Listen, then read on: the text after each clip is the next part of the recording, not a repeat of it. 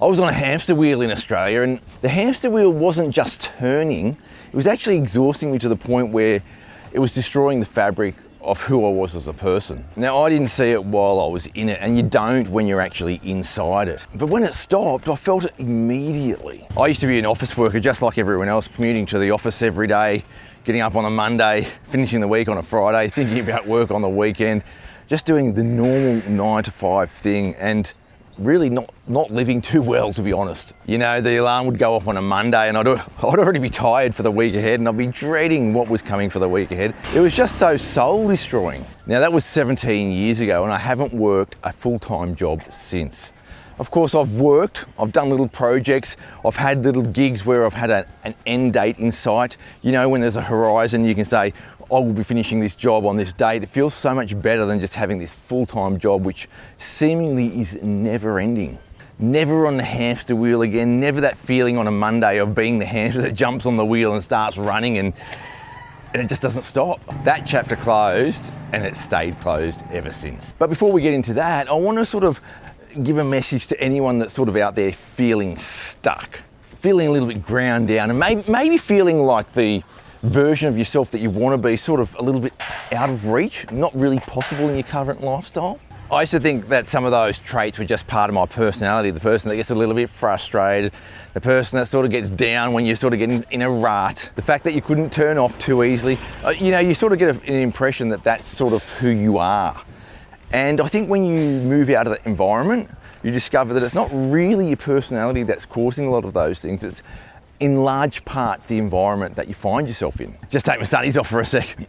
The thing is about that particular issue is that one of those things is a character flaw, and one of them's environmental. One of them is difficult to change, and one of them you can change immediately. That environmental change, you can change it straight away. And once you choose to do it, you get a sense that, hey, this was the right decision and I'm not such a bad person after all. People move to Bali for all the obvious reasons, you know, the lifestyle, the way that you can live a particular level or quality of life in a really good sort of financial position, the weather, the fact that you can get housing for a lot cheaper than your home country and afford to live here and not just exist but to really live. A lot of people come for all of those reasons, but there's a deeper reason that I think is really important to come here for as well, and that's sort of getting towards the very human side of who we are. When you're here, you've got a bit of time to reflect on who you are as a person, and you soon discover that a lot of the things that your environment was sort of making you do, or making you the type of person that you were, is actually not fundamental to who you are, but it's just a part of the environment that you're in. So when you get here, you find that you have a few sort of changes going on in your life, which is quite liberating. When I moved here to Bali, I stopped being frustrated, I stopped being anxious, I stopped being angry, I suppose. All those sort of negative emotions that sort of pop out of you when you're under a particular type of stress back home have the ability to disappear when you change your lifestyle here. Now, it doesn't happen for everyone in that way, but if you come here with the right mindset, absolutely that's what happens, especially when you're not working a full-time job anymore. So let's walk together around the neighborhood that I live in here in Bali today and unpack some of those little things which I think are really important when you're thinking about changing your life, maybe giving up full-time work or moving to a different country. I did all of those things 15 years ago. It's pretty incredible once you do it, so let's get stuck in. Oh, by the way, this is one of my routines here in Bali, is to walk through these rice fields of a morning, and I absolutely love this start to the day. There's this thing that happens when you're pretty unhappy with aspects of your life, whether you've got a routine that's sort of grinding you down, or you've got a work day that you just can't stand, or sometimes when you think Sunday night feels like Monday morning already. There's a thing that you start doing, it's sort of like counting. This is the way I put it, and it's what I used to do. You start counting down the days to like the next holiday or the next break from work or the next thing that's sort of like a highlight in your life. You're not actually living in the moment. You're sort of counting or trying to get rid of those days in between now and when you go on that trip. Now, how this worked for me was really interesting. In 2005, 2006, I did a really big trip to Indonesia, my first big trip to Indonesia. It was a 5-week trip, a break from work, and I went to all sorts of really amazing places. I went into the forests of Sumatra and got accommodation for $2 a night, and saw orangutans, and I headed over to Flores, one of those eastern islands in Indonesia, and saw the tri-coloured lakes of Kalimantan. And I went up into Sulawesi and met some really remote tribes up there. And during that trip, I was just sort of, just living day by day. You know, not trying to do anything, just living day by day, no stress and just going with the flow. I actually felt like a bit of an explorer, a little bit like a wild man. I felt like really loose, really free, really loose, like an explorer. And then I came back to Australia, and boy did it change quick. The imagery of this is really sort of burned into my memory. The first day back at work, my manager from interstate was waiting for me at the office, which was quite odd. And she wasn't waiting for me for any good reason. She wanted to have a chat, the dreaded chat. And I thought, here we go. And that whole 5 weeks of freedom and wild man type of adventuring was completely gone. It was erased and disappeared as quick as you like. The whole euphoria from that journey, which was just, for me, one of the most important journeys of my whole life, it had just been stolen from me. In that moment, all that energy had been sapped away from me, and that important journey had just been stolen. And it was terrible. And with that one conversation, I was actually back on the treadmill immediately. And worse than that, I was actually going to have to battle from then on because I was going through some work issues. Just one of those things that you don't wish upon anyone, but I know everyone goes through these things all the time, because when you're working for other people, you've got to deal with other people who don't see eye to eye with you, you have disagreements, and there are things that don't always go to plan, and also personalities that clash as well, to be honest. And it can be really just soul destroying, and it was for me. So I actually got through that week, and it was at that point that I sort of said to myself, you know what, I've got to get out of here. And not just get out of here as in this job or this location or what have you. I've just got to change things up. I have to get out of here. And it's at that point that I started counting down, much like most people do. I was counting down to this long-term goal of getting out of jail. That's what it felt like for me. And now my countdown was a 10-year countdown. I actually said, look, it's going to take me about 10 years to get out of this situation. It's pretty bad. The thing about that counting down for me was that I didn't just have one countdown, I'd have countdowns to the next Bali trip. So if I'm going through a rough patch, I'm saying only 68 days to go to the next Bali trip, or only 183 days to the next Bali trip. And you'd sort of have that going on all the time. It's just a fairly normal coping mechanism just to get you through those rough patches. But it's pretty bad when you're whiling away large portions of your life like that, counting down. Interestingly, one of the things I used to do is that I'd get home from a holiday in Bali, and then I'd immediately go looking for flights for the next trip to Bali. And my mind was in Bali all the time, to be honest. And when you think about it, it's a bit crazy that your mind's always in Bali. It's a place that you love and you have a real passion for. But in your home country, you're dreading life or you're not having a good time, yet you're still living there. You haven't made the move. I mean, in hindsight, it sounds a bit silly because it is as simple as that.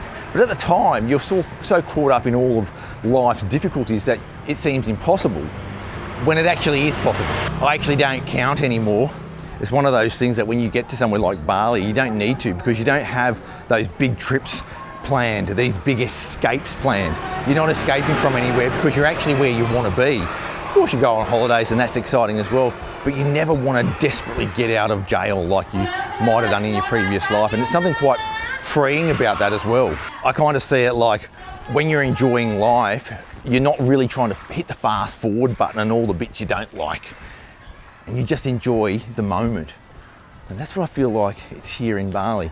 I'm actually walking right now to one of my favourite coffee shops in my area. It's one of my morning routines as well. I don't do the same thing every morning.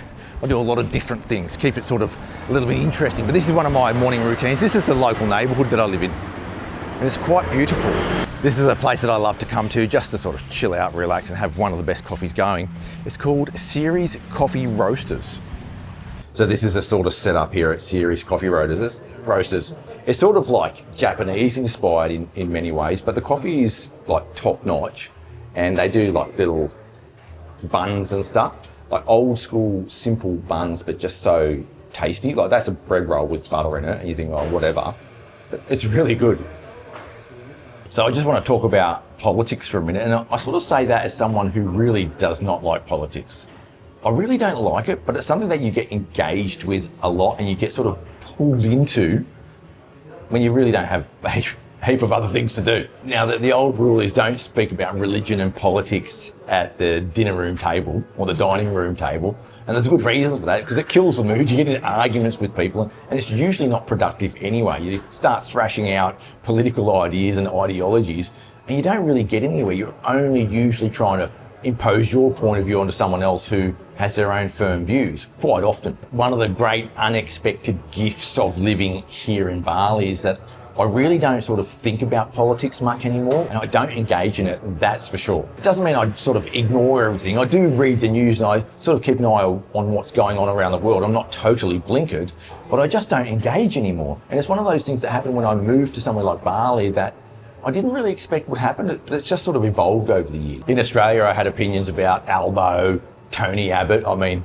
or whoever the Liberal leader is these days. Although that's how far I'm going back to when I was sort of engaged in politics.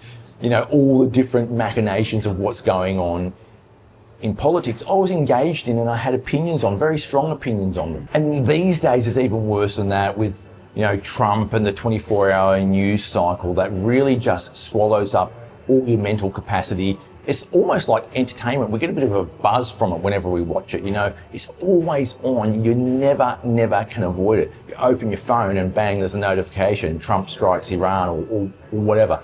It's like a, it's sort of designed to keep you on this high level of anxiety.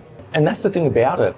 It's a product. It's not really news. It's a product designed to keep you anxious, to get you angry, to get you upset, and make you a little bit miserable, because that's what sells the product. And what I've noticed is there's this deep grinding feeling below the surface in a lot of people now in Western countries about life, about the way things are at the moment in Western countries generally. People are really unhappy. They're really feeling the struggle of living costs, of a lot of other political issues, which is fed by the news cycle, politics, 24-hour social media, Facebook forums and that sort of stuff, which are just so terrible. But more important than all of that is this sense that things are going in the wrong direction, that things aren't going the way they should be, and that no one's listening. No politicians are listening from either side of politics. The thing is, when you move to a place like Bali, most of that goes away. You get a bit of distance from it, your head clears a little bit, and you start to realise, you know, I was occupying a lot of my time on things that I really have no influence over anyway, and it's quite destructive. So here in Indonesia, I'm a guest. I don't get involved in any local politics. All of those issues are for local Indonesians to resolve on their own. Of course, I think about things, but I don't get passionate about them and start talking about politics in someone else's country. No way. When you move here, there's often some local expat that's been here for 30 years trying to drag you into political talk about the old country, about where they haven't lived for 30 years, and they want to get you involved in that whole conversation and drag you into it again. And you've really got to resist it. I mean, I just don't care at all. I just completely ignore it. Whenever someone sort of talks about Albo or Peter Dutton, I don't know who the person in the Liberal Party is these days in Australia, or Donald Trump, I just glaze over. I'm like, no, I'm not going to talk about that. I'm not going down that path. Another thing that people sometimes do when they move to Indonesia, they try and get involved in local politics to sort of replicate what they were doing back in their home country. And that's a bad idea. Like, local politics here is completely different. It's none of our business anyway, because we're guests of the country. But if you get involved in it, it can be quite nasty, and it's just not our place at all. I kind of feel like when you come to a place like Bali, it's sort of like a drug detox in a lot of ways. You go cold turkey on the political stuff and you withdraw a little bit. You feel like, I need this. And there's this anxiety that you're searching for. It makes you anxious and you want it. It's quite an odd thing. But after a while, after the years go by and you do detox from that political stuff at the Facebook forums and all that sort of stuff, you actually learn to appreciate that that stuff was just taking too much of your attention and too much of your time. I will say though that some expats will remain furious no matter what. They'll be on the Facebook forums shouting and screaming and being abusive. If you move to somewhere like Bali, don't be that person. Let's continue on walking around the local neighbourhood. Time is one of those things that we sort of don't usually assign any value to. But unlike money, it's something that you can never get any more of. Once it's gone, it's gone. There is no more. You have a finite amount of time in your life, and once it's gone, you can't get it back. And it's really important to keep that in mind when you think about it, because with money, if you ever go broke, like you can always go and get another job again, or you can go and try and get a job down at Bunnings and get a bit more cash that way, or start up a business or what have you. But with time, it's a one-way street, and it just goes on and on and on, and you're using up your time as you go, and quite often it's on things that probably aren't worth it. Don't get me wrong, I don't regret having spent time doing all of those things in a full-time job. I think you do have to put in the hard yards at some point, and it's different for every person about how many sort of years you put in. You've got to commit to it, you've got to build yourself up, get a base to make yourself financially stable. And sometimes if you've got a lot of kids and that sort of stuff, you might need to do it for a little bit longer because you've got a far more responsibility than I have, because I don't have kids. But I also think there is a limit to how much wealth you need to build to be comfortable for the rest of your life. In the old days, people used to work until a government mandated retirement date, and that's it. They'd have no more money except a government pension, and then they'd just survive on that. And usually it was sort of calculated that you die, the average person dies not long after they start receiving the pension. Well, in this day and age, it's not like that anymore. Because of things like superannuation and personal savings and personal wealth, you can actually build up a whole lot of wealth prior to an official retirement date and, and live so much better than previous generations. So what does that mean? Well, it means you've got to really think about how much money do I need right now to live the rest of my life. Some people can do it at the age of 30, some people might need to work until they're 60. But at some point, there is sort of a medium point there where you can decide, you know what, I don't need to work any longer, I've done my time. And it's different for every person. But the trap that you fall into is that we must work until retirement age, when clearly that's just not true. When I look at a lot of people back in Australia and they're, got their daily routine of going to the office and they're hating it, it's just sort of like the treadmill like I used to be on. But I look at their wealth and they're extremely wealthy on a global scale, far wealthier than I ever would be. I actually live on quite a small amount of money. But when I see people with enormous wealth still plugging away at those awful jobs, I think to myself, to what end? What are you trying to achieve here? To get an even bigger house, or to upgrade your car to the next level Mercedes or something? Like what are you trying to do? Because for me, it doesn't really make sense. When I left my full-time job, I had fully expected to go back to full-time work at some point in the future because I didn't have enough money to live on. Like I had hardly anything, almost nothing. When I left work, had hardly anything. But the story is that once you sort of leave the workforce, if you've got your eyes open for other work opportunities, they sometimes come along. And some of you know I've done seasonal work in Australia from time to time. I've done guidebook writing in the past. I've done heaps of different things over the years to get the money ticking over. And it's never been a lot of money, but it's always been enough to live a really good life. The other thing about the time aspect, and it sounds quite simplistic, but it's actually really important, is that in my previous life, I always lived so far away from the things that I really enjoyed, whether it be exercise, the beach, cafes, and that sort of thing. I was on the edges of the city a lot of the time, not all the time, but some of the time. At one point, I did live above a bunch of shops in a residential area quite close to the city, and that was nicer. But again, it's not really Bali, is it? And now that I'm here, I find that my time is so much more efficiently used. I mean, I still waste time just sitting on the couch like watching YouTube like everyone else does, but I find I can just walk out and the cafe that I really love is there. I can go for a run in the morning really easily. I don't have to sort of go anywhere. It's just down at the beach. So everything's really compact where I am right now, and that's making my quality of life just so much better. All right, this is another place that I really love. It's called Cultured, and they do like fermented stuff. There you go, Risky. They do all these like focaccias and stuff like that, and they do really good coffee too. When you strip away your career, your job title, your business card, who are you? In Australia, the first question you get at any social occasion is, oh, what do you do for a job? What do you do for a living? Oh, how do you make a living here in Australia? That sort of stuff. And it becomes our identity. It's what we are attached to through our whole lives. And when that's stripped away from you, when you don't have that anymore, especially if you're under retirement age, it becomes quite difficult to answer that question. It's funny because one of the things that people do is when they're asking you that question, they're actually trying to pigeonhole you, trying to put you in that little file, and they're sorting you into a little group. And then if you say you're an electrician, or you're this type of person, if you're a banker, you're that type of person, if you like to do polished marble benches like I know some of you do, you're one of these type of people. If you work for the government, you're like that type of person. So you've got all these pigeonholes for people, and that's what people want to do when they meet you. But if you don't have that, it's different. So what happens here in Bali is a little bit different. The first question you get asked most of the time is, how long have you been here? And people are doing the same thing. They're trying to pigeonhole you, trying to get an idea of how much you know about the place. But there's no context when you ask that question. So you feel a little bit more free to answer however you want. Of course, you're going to say, oh, I've only lived here for 6 months, but I've been coming here for 35 years. I know the place better than you. It's that sort of stuff. Now, if someone sort of leads with a question which is, how long have you been living here? Like, often I won't even answer it, or I'll just dodge it, because I think it's a really rude question. I hate it. I think it's not something I want to get involved in, especially because I haven't spent all my time in Bali. I actually spent a lot of the time in Java. So how does that fit into people's pigeonholing sort of attempt? Now, the thing about it, when you're being asked what you do for a living and you don't do a job anymore, it starts getting difficult to say, well, what do I define myself as now? I'm no longer an electrician. So what am I? Well, I've got an electrical trade, but I'm not an electrician. I'm just a guy now.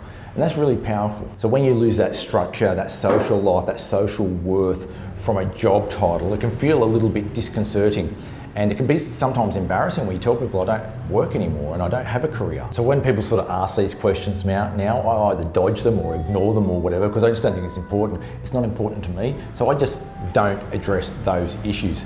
I talk generally about what I've done in the past, but that's about it. I mean, it's not really that important, because your life experiences are more than just a job title. I remember when I first stopped working all those years ago, a full-time job, and I used to get quite embarrassed about it, really, because people think you're just a bludger. You're not doing any work, you just don't do anything, so you're a bludger. And it goes back to this thing where you have to be productive, otherwise you're worthless. And so I was quite embarrassed for a long time about it, and there was a lot of pressure for me to go and get a job again. It was like, I'm not going to do that. And there was a real tension there for a long time. So I guess that's something just to flag as you go forward. That's one of the things that can happen when you are saying, I don't have that identity anymore. I'm no longer an electrician. I'm now just a free man. Some people, and it's usually back in Australia, will sneer at that a little bit. When you're here, it's easy, because everyone's doing the same thing. Everyone's sort of having that relaxed life, and a lot of people have it different ways as well. Like, I've got friends who still work. Now, I'd say full time, but they're sort of fly in, fly out, so they work half the time and they have half the time off. And they don't really define themselves by that job, you know? They're just people like everyone else here in Bali, and it's quite liberating when you have that sort of approach. The other thing is, when you don't sort of judge yourself by a job title, it opens the door to a lot more things. For example, if you say, oh, I'm an electrician, well, there's no room to be artistic, for example. But a lot of electricians probably have an artistic side to them, but that can't come out because you're always pigeonholed as an electrician. When you get over here, you just do whatever you want. You maybe become good at sports, or you maybe start taking up yoga, or start getting into the arts, or doing something different completely, and you find that you're a completely different person to what you're being pigeonholed for all those years. Look at that coffee, good one, isn't it?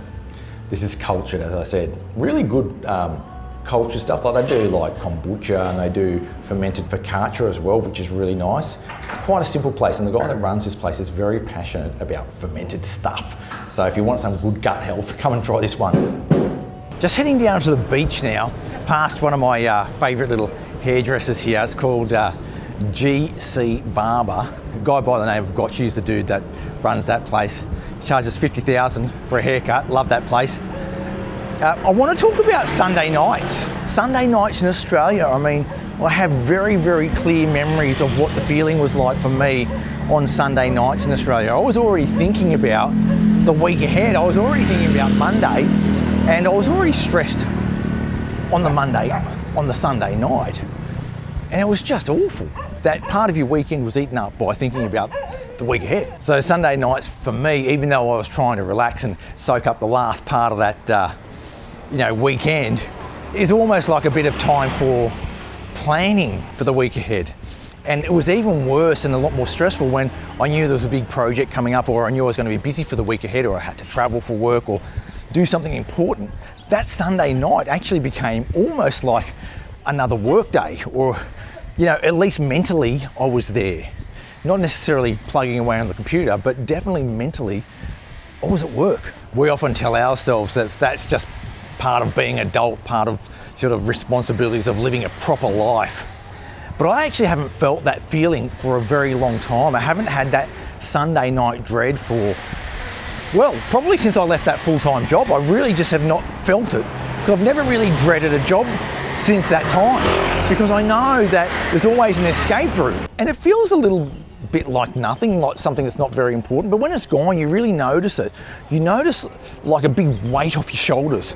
You're far less anxious about something which hasn't even happened yet. This is anxiety about something which is happening next week. And when you realize that that's gone, my God, it is just amazing how free you feel. So when you move to Bali, you think you're moving for the lifestyle, for the sun, the cost of living, for the beach, that sort of stuff. And those things certainly are real, but what no one tells you is the amount of energy that you spend back home on dreading the week ahead. I mean, it's awful. And when you get here, it's just completely gone. I mean, some of you who have holidayed here before probably know what that feeling is like when you get here. You step off the plane and all the anxiety and stress melts away.